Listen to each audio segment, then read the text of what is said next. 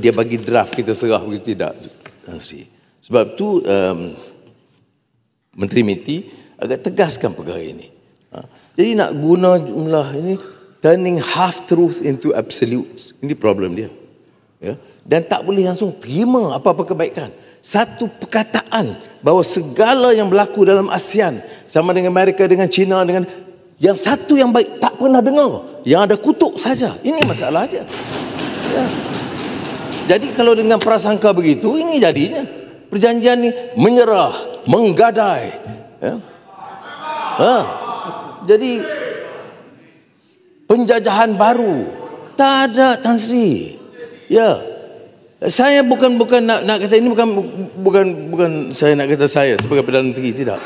Tetapi bayangkanlah, kita nak kena hadapi Presiden Donald Trump. Kalau nak minta bantuan menyelesaikan masalah Gaza, saya tak tahu siapa lagi dah. Kita bercakap dengan Macron, kita bercakap dengan Meloni, kita bercakap dengan Chancellor Jerman.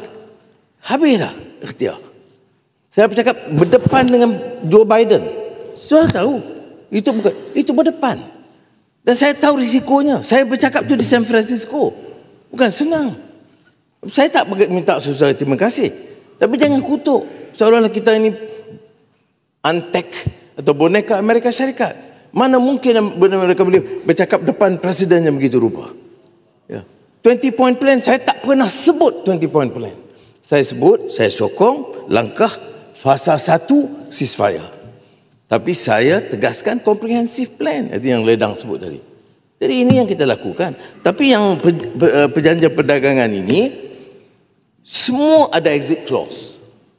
Ya. Ada exit clause. Mengapa kita sign juga? Kerana kita perlu pelaburan daripada Amerika Syarikat.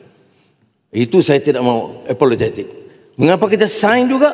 Kerana kita perlu pelaburan dan perdagangan tinggi dengan Amerika Syarikat.